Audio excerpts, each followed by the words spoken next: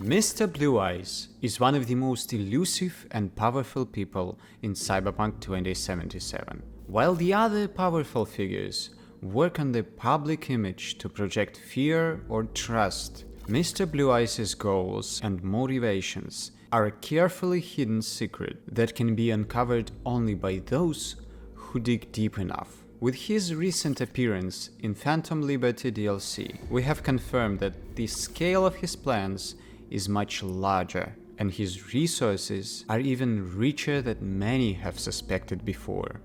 There are so many theories on what his plans and final goals may be, but one thing is crystal clear. Mr. Blue Eyes is a key part of something much bigger going on.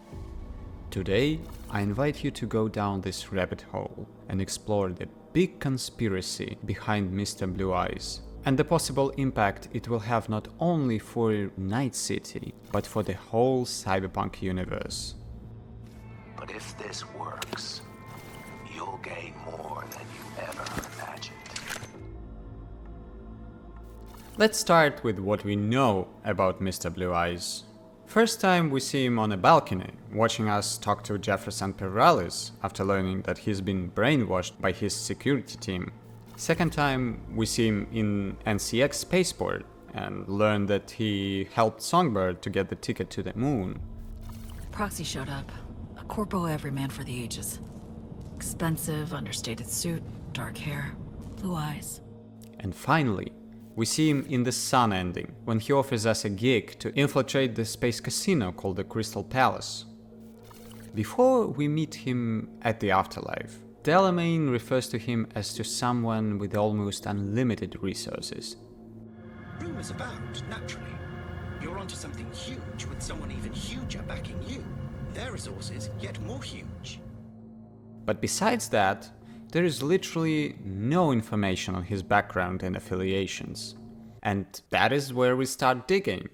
First, let's take a step on top of the iceberg. Mr. Blue Eyes is most probably a doll, a proxy, a host for someone or something else. It's quite obvious by his shiny eyes that are common for anyone connected to the net. We see shining eyes whenever someone transfers us some data, eddies, or slots in the data shard. Constant shining eyes are common for dolls or proxies. Hanako's doll has orange eyes, dolls in the clouds have purple. And judging by his name, Mr. Blue Eyes always shows in public with his chip on. This raises an obvious question. Who then controls the body and speaks from his name? There are many theories about it, but there are two that are the most popular. Mr. Blue Eyes being Morgan Blackhand, the old merc from Johnny and Rogue's times, or he is controlled by an AI. So let me debunk the Morgan Blackhand theory. The main point behind this theory is that the unused model for Morgan Blackhand in the game files has extreme resemblance with how Mr. Blue Eyes look like. The YouTuber LayedBackGamers has a great video explaining both Blackhand's lore and the theory, if you wanna know more. The only problem that I have with this theory is that Blackhand is a legend. The guy who had a beef with Adam Smasher and Arasaka in 2023. And though he disappeared quickly after the Arasaka tower bombing, it's extremely hard not to be recognized by any random street kid who grew up on legends about him, let alone his former partner Rogue in the epilogue of Don't Fear the Reaper. Though he does look different from his 2023 model, people at the afterlife should have at least some clue on what he should look like, and the Rogue would have scouted it before we even landed on the roof. That is why I think that Blackhand and Blue Eyes are two different and unrelated characters, at least until proven otherwise by more proofs than just unused models. And this leaves us with a second theory, an AI controlling the body of a man.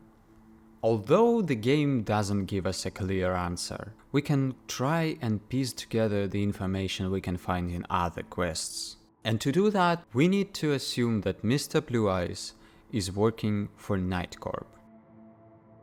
First evidence can be found in Sandra Dorset's quest, Full Disclosure, where the shard we can decipher states that Night Corp is experimenting with AIs to affect the personality and, as a result, the productivity of their employees.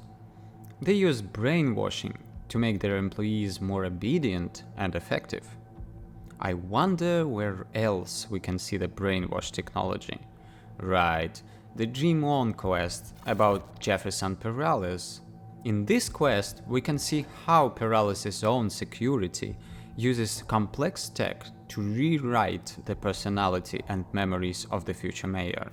Throughout the quest, we also fight Maelstrom gang members. This detail will be extremely important in the future, so keep it in mind. But before meeting Jefferson, we are interrupted by a glitch in our optic implant, and we get an anonymous call that cannot be traced, saying that they are watching us and we are playing with fire. This could be it, but after the DLC came out, this voice and the red glitches we see look suspiciously familiar with the rogue AIs from beyond the Black Wall. And who do we find spying on us from the balcony near the meeting point with Jefferson? Our one and only blue-eyed man. To top it all, Gary the Prophet, the local madman near Misty's shop, is preaching about the technomancers from Alpha Centauri, and it could be ignored if he didn't say that Saburo Arasaka is alive, and is in fact an immortal vampire. Of course, Saburo is no vampire, but he is alive, as a construct in Mikoshi. So if we give Gary a benefit of the doubt, he will give us a quest that will lead us to a meeting site between some corpus in black suits and Maelstrom gang members, where we can find a data shard saying the cages of men melt as night descends, and the first letter of every line forms Project Oracle command execute plans.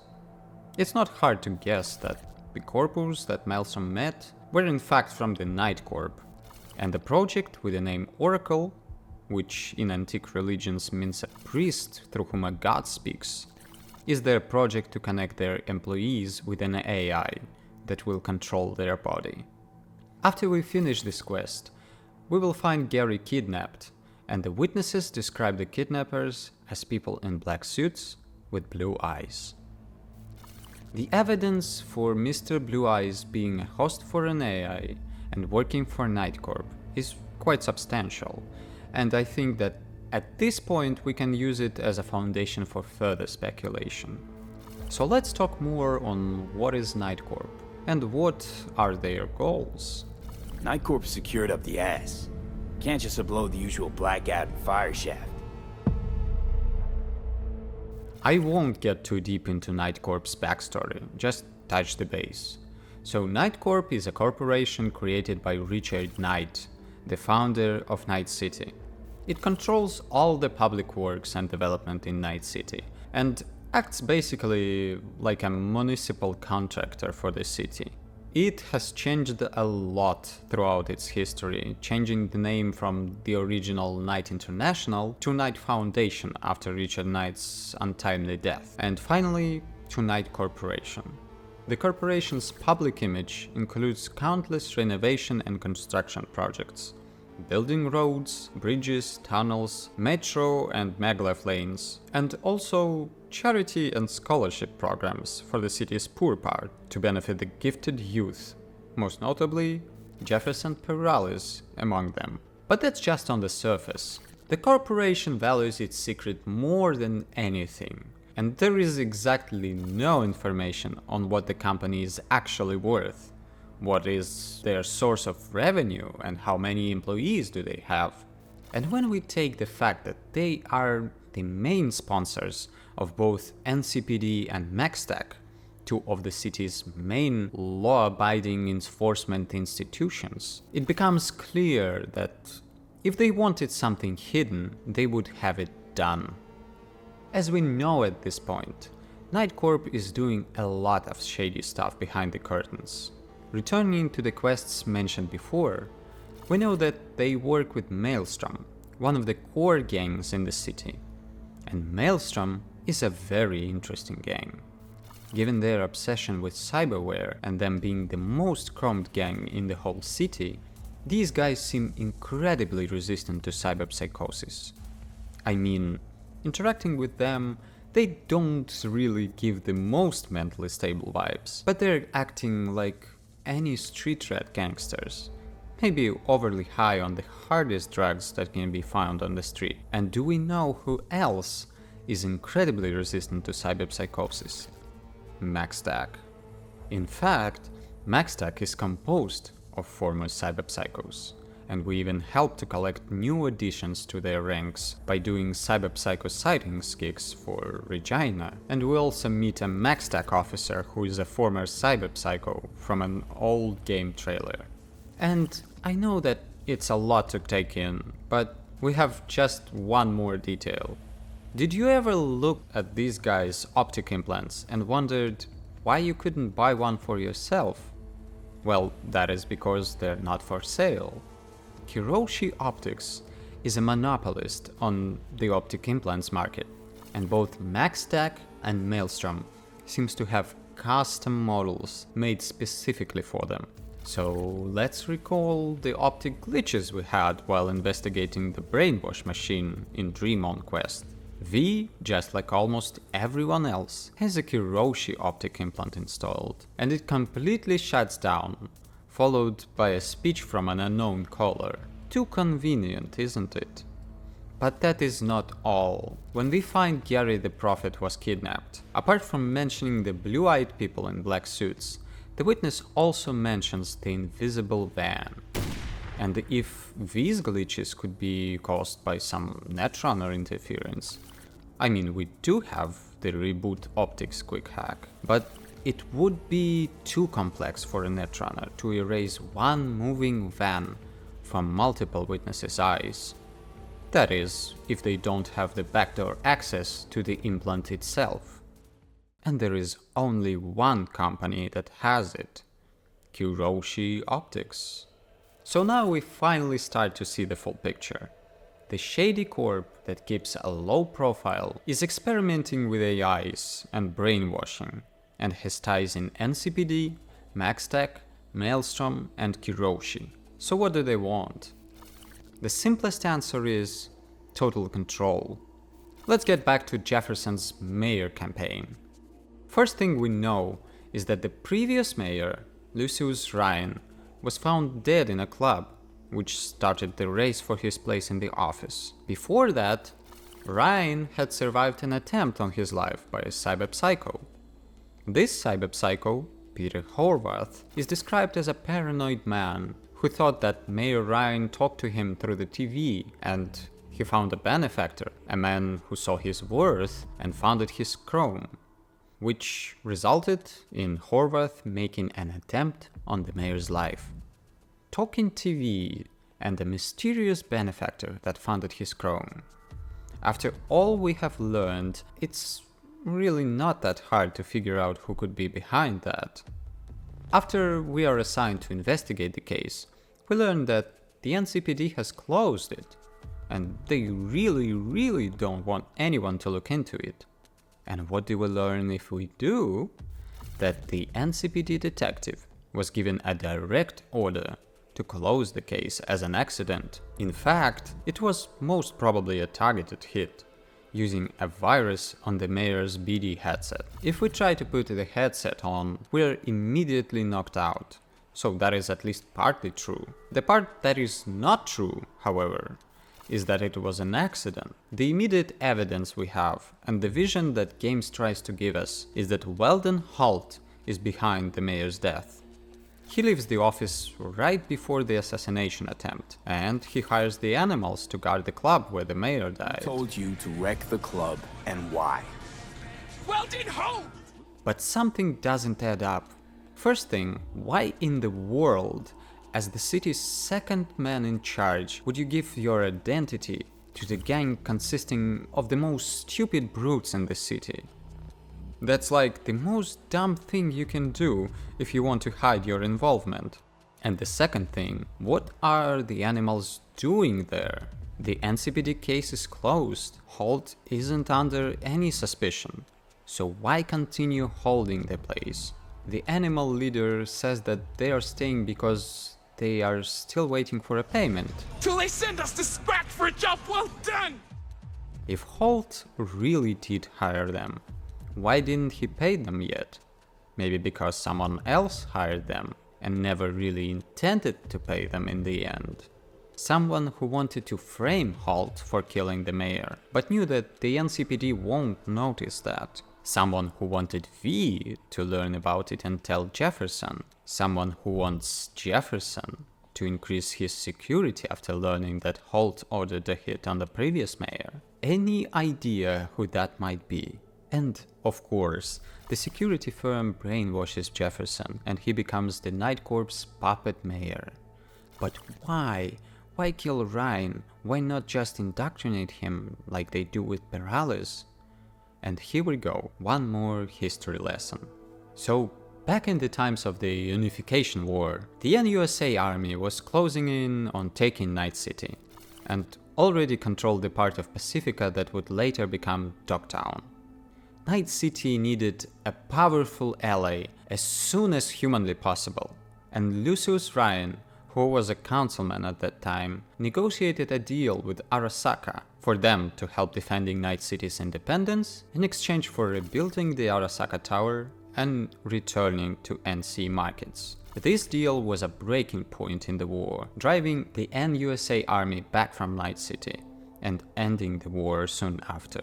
After that, Ryan was elected the mayor, and Arasaka returned to NC for the first time since the 2023 tower bombing. Ryan became Arasaka's man in politics, and he basically greenlighted all decisions that could benefit them. Firstly, as a gratitude for saving the city in times of need, and secondly, this made him a filthy rich man. And while I'm almost certain that Night Corp supported the idea of Arasaka defending the city in the Unification War, the thing that Arasaka did, converting rich and powerful into corporate property engrams, is not something Night Corp would like. I'm pretty sure that they knew at least some rumors about Saburo Arasaka's immortality plan, because even Gary the Prophet knows about it through his broken implant, and they couldn't have let Arasaka win the race to immortality. That's why having an Arasaka puppet at the mayor's seat was pretty much unacceptable for them, and why they decided to put their own man into power. So now they have their own mayor, and the power to manipulate the government into doing things they want. But what do they want? And to be fair, we don't have a clear answer here. The company's history and ideology suggests that their focus is turned solely on Night City and its citizens. But even if they have total control over the city's institutions, that won't be enough to protect the city. Foreign powers like the NUSA, the megacorps like Arasaka and Militech still pose a threat to the city's survival. To avoid this threat, Night Corp needs to play offensive, but not join the direct confrontation. As their resources are far lower than their enemies, they need to infiltrate international institutions and control the growth of their competitors from the inside. Thanks to the Phantom Liberty DLC, we have a hint that Night Corp has at least some power on the lunar colony. We know that because Mr. Blue Eyes sponsors Songbird's trip to Moon and probably has a place there under his control. And the fact that in the Sun ending, Mr. Blue Eyes wants us to infiltrate the Crystal Palace, the space station made specially for the richest people in the world that abandoned the planet to enjoy the life of extreme luxury in the safety of the space, proves that Night Corp has their sights on the space race. The popular theory that I tend to believe is that Night Corp wants to plant the same brainwashing device in the palace and needs V to deliver it through the tightest security there is in the whole world of Cyberpunk. By having their sleeper agents in the place of the richest people in the world, Night Corp can ensure that no plots against the city will be arranged behind closed doors. Hell, they can ensure almost anything at that point. But what if they are not the only power in their own plots? What if they have unleashed something even they can't stop now? And the answer to this question depends on who hides behind the mask of Mr. Blue Eyes. So, once again, there are many theories about what or who is the AI behind Mr. Blue Eyes and what their goals are. I can outline two of the most probable ones. So, remember Richard Knight. He died in 1998, shot to death by a killer who was never caught. And what if I tell you that the AI controlling Mr. Blue Eyes could very well be an engram or a digital copy of Richard Knight? This theory lacks concrete evidence, but based on what we know, Miriam Knight, Richard's wife, took control of the company after his death and is rumored to remain in power even in 2077, ensuring that the company follows the vision of her deceased husband. We can say almost for sure that there was no technology that allowed engram copy in 1998. The way to do it was first created by Alt Cunningham before 2020s and used by Arasaka in 2020s. And although it's not impossible that Night Corp found a way to do that 20 years before Arasaka did, I don't really think it's highly likely. Instead, they could have found a way to create a new engram, or an AI, based on Richard Knight's personality and views. They could have used Miriam Knight's memories and countless recordings of his public appearances to make his personality close to the original. I mean, we are close to doing it in our real world, and it's highly possible that such technology exists in the Cyberpunk universe. But why reign from the shadows? Why keep it hidden? Is the technology not perfect enough, or does Night Corp fear the ethical debate? Saburo Arasaka sure doesn't, and even though he could have posed as his son, never revealing his true identity, he does that anyway, to promote his company's power and to ensure his iron grip on the world. And winning the immortality race would really boost the company's prestige, in contrary to what they have become in 2070s. Another major hint to this theory is how Mr. Blue Eyes intends to help V after pulling the Crystal Palace gig. In V's case, they have already been soul-killed by Alt, so if Night Corp has the technology to connect the construct to a body, this can be the solution for V's condition, either by finding another body to host V's soul, or by tricking V's body by controlling it remotely with a construct. But if this works, you'll gain more than you ever imagined. This theory can be true, but there are so many questions and much less answers if it proves correct. And we have much less of these if we assume that Night Corp is playing with fire using AIs from beyond the Black Wall. We know that Maelstrom tried connecting an AI from the Black Wall to the body of one of their gang members. For Maelstrom, and also for Voodoo Boys, AIs represent the pinnacle of existence, almost godlike beings, free of human emotion and irrationality. And we also know who Maelstrom works for. So we have Maelstrom gangers, red glitches of the optical implants, similar to rogue AI glitches we encounter in Phantom Liberty. We also have Mr. Blue Eyes' unhealthy interest in Songbird and her skills, and of course Night Corp's Project Oracle. And let's not forget that there are probably several Mrs. and Miss Blue Eyes out there, so it cannot all be Richard Knight at the same time. And rogue AIs are different.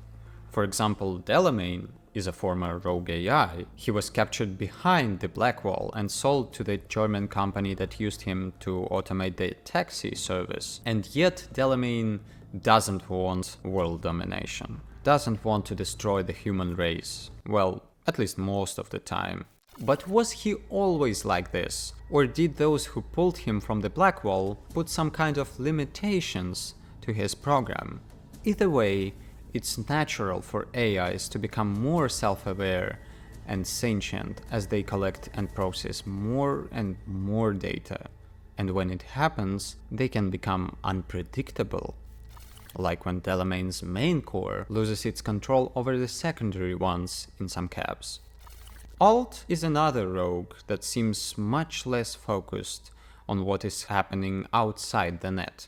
She only has any interest in the real world when she has something to gain from the destruction of Mikoshi and to consume the constructs inside for reasons yet to be uncovered. So, not all rogue AIs are like Cerberus or Erebus, but the more time they live, the more unstable and self-serving they become. It's possible that Nightcorp found a way to pull an rogue AI from beyond the Black Wall, and even found a way to control it. The only question that stands is for how long? What if the AI behind Mr. Blue Eyes becomes too sentient to serve the corporation? And what if it has already happened? If you insist, you will be detected. Every major power in Cyberpunk universe is interested in what lies beyond the Black Wall. Arasaka uses child netrunners to try and pierce the wall. Militech conducted a series of experiments long before them, and probably continues to do so. The NUSA president has her own Black Wall piercing weapon, and if we take it from her, Mr. Blue Eyes will step in to take it for himself. But what is so fascinating about the AltNet? Why does everyone want to uncover its secrets? So, throughout our time in Militech's Sinus facility, we find a lot of notes that explain the nature of Militech's interest in the Black Wall. Militech believed that the AIs from the Black Wall could be extremely useful to enhance weapons and implants of their soldiers. But in addition, they were looking for a way to create their own version of Arasaka's Soul Killer, a way to digital immortality. From the other side, Arasaka uses child netrunning prodigies to search the Black Wall for key intel to gain even more advantage against their competitors. Though I think Arasaka does that pretty much out of boredom, as they have dominated the megacorp scene for far too long. Blackwall AIs are capable of immense computing power, and they can do wonders with tech and create weapons of power that is believed to be impossible to achieve. They can heal almost any disease, they can become any weapon, they can also be used to protect against other AIs, like the Blackwall, which is an AI itself. So it is a colossal race, and whoever gets to the Black Wall and finds a way to control the AIs faster will dominate the world for centuries to come. But apart from having human corporations racing for Black Wall's power, we have AIs, like Mr. Blue Eyes and Alt Cunningham, that are making immense progress in piercing the wall. Let's stop on Alt, as I think she is massively overlooked by the theories. And it is possible that the AI we refer to as Alt is actually not a former construct of Johnny's X output, I am not his girlfriend. but is instead a completely different intelligence from beyond the Black Wall. There is a theory about an AI mastermind posing as both Alt and Mr. Blue Eyes and trying to free itself from Black Wall chains. I referred to it in my previous video. But if this is so, and Alt and Mr. Blue Eyes are the same intelligence, why not use Alt's face to appeal more to V? We already trust Alt as she helped us with our relic problem, and though it didn't work quite as good as we expected, the supposed AI mastermind can use Alt's face to say that she found a way to cure him, for sure this time, and the only thing V needs to do is to complete the Crystal Palace gig. It would be much more convincing than just having a stranger blue-eyed guy come in to negotiate. And it would also probably convince V to not leave the city with the nomads, and instead making them look for a way to get to the space station. So this theory doesn't really convince me, and we'll presume that Alt and Blue Eyes are two completely different characters with differing motivations. So in most endings, Alt destroys Mikoshi and consumes all the constructs inside, probably to significantly increase her computing power. Having done that, she goes beyond the Black Wall for reasons that are not really clear. So let's start with the fact that she helped to create the Black Wall, and she's probably one of the people that have the best understanding on Rogue AI's nature and goals. And let's not forget, she's been living beyond the Black Wall for decades herself, judging by her power to merge with the constructs from Mikoshi, and the fact that she herself is an ex-construct makes me wonder if she can do the same with the Rogue AIs beyond the Black Wall. We saw what she can do in the Arasaka Tower with just a connection to the net. Imagine her power if she consumes the Rogue AIs that are immensely powerful by themselves. She would be unstoppable. And to top it all, after acquiring all the knowledge and power that lies beyond the Black Wall, she can be able to actually merge with the Black Wall itself, making her a digital god. I didn't see much discussion on her goals in the community, and that is just my take on her possible target, though I can say that we don't really know much about her motivation. She seems uninterested in the real world, and her interests are set only in the net. Will it change with her newfound power and knowledge? Only time will show. One thing is clear for me: she doesn't have the same interest with Mr. Blue Eyes. So let's get back to him. Thanks to the Killing Moon quest, where we sent Somi to a lunar colony, we can almost certainly say that Mr. Blue Eyes has some sort of an operation going on there. And Songbird is not the only Blackwall specialist that goes there. Lucy, another net-running prodigy trained to pierce the Blackwall, also goes to the moon. And I don't really believe the coincidence here. Having a Blackwall piercing operation on the moon makes pretty good sense, as you both keep the secrecy and have much lesser cost of failure if something goes terribly wrong. And through this new dialogue with Alt that was added by the DLC, we can point out that the AIs are extremely interested in coming to the real world. Had you let them slip through, they would have become you. V's relic can be used to host an artificial construct or an AI and give them control over the body. Interestingly enough, Soulkiller created by Alt was originally designed for AIs and not for human minds. So the situation around V in the sound ending probably has two sides: Nightcorp and their ambitions to brainwash the world's most powerful and wealthy residing on a space station, and Mr. Blue Eyes with intentions to create an ultimate way to transfer AIs into human bodies. This is why I think V's mission is crucial for completing this plan. Imagine if the Blackwall AIs can ultimately enhance the brainwashing machine's range and power. If this machine would be placed on a space station orbiting Earth, it can very well have enough coverage to control the minds of every person on the planet. And if my take is correct, and V is sent to dismantle the security of the station and clear a way for a brainwashing machine's delivery, this can have devastating consequences for the entire world.